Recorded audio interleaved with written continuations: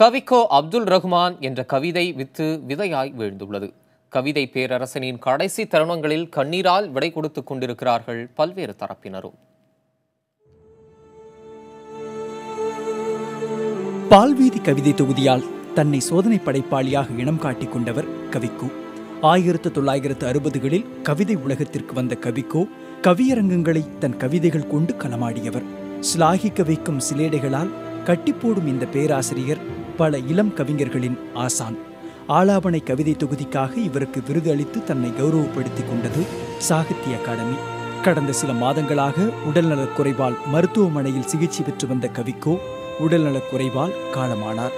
அவருக்கு கவிஞர்களும் அரசியல் கட்சியினரும் அஞ்சலி செலுத்தி வருகிறார்கள். பெருங்கவிக்கோ என்கிற அந்த விதை விழுந்திருந்தாலும் நிச்சயமாக அவருடைய கவி, அவருடைய தமிழ் என்றைக்கும் நிலைத்து நிற்கும்.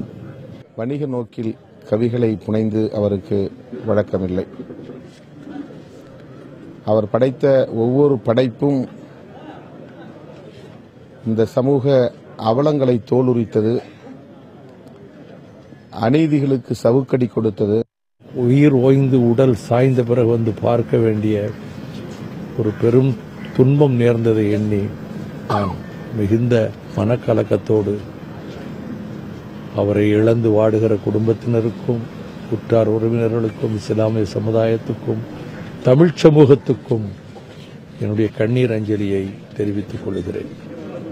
அப்துல் ரஹ்மான் அவர்கள் மறைந்தாரே தவிர கவிக்கோ மறையவில்லை, மறைய மாட்டார், என்றும் இலக்கியமாய் வாழ்வார். பித்தன் மழைக்காக ஒரு பள்ளிக்கூடத்தில் ஒதுங்கினான். அந்த புத்தகங்களை பார்த்து அவன் பேசினான்.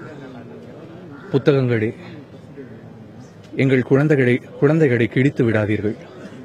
அந்த பித்தன் மேலும் சொன்னான், எங்கள் குழந்தைகளே புத்தகங்கள், அவர்கள் கையில் ஏன் காகித குப்பைகளை திணிக்கிறீர்கள்?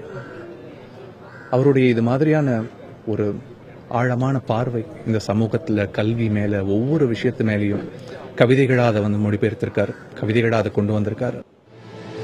திமுக தலைவர் கருணாநிதியுடன் நட்பு பாராட்டிய கவிக்கோ திமுக ஆட்சியில் வக்ஃபு வாரிய தலைவர் பதவியை வகித்தவர். அப்துல் ரஹ்மானுக்கு மெஹபூப் பேகம் என்ற மனைவியும் சையத் அஷ்ரப் வஹிதா ஆகிய பிள்ளைகளும் உள்ளனர். அப்துல் ரஹ்மானின் உடல் சென்னை கிழக்கு கடற்கரை சாலையில் உள்ள பனையூரில் பொதுமக்களின் அஞ்சலிக்காக வைக்கப்பட்டுள்ளது. புதிய தலைமுறைக்காக செய்தியாளர் குழு.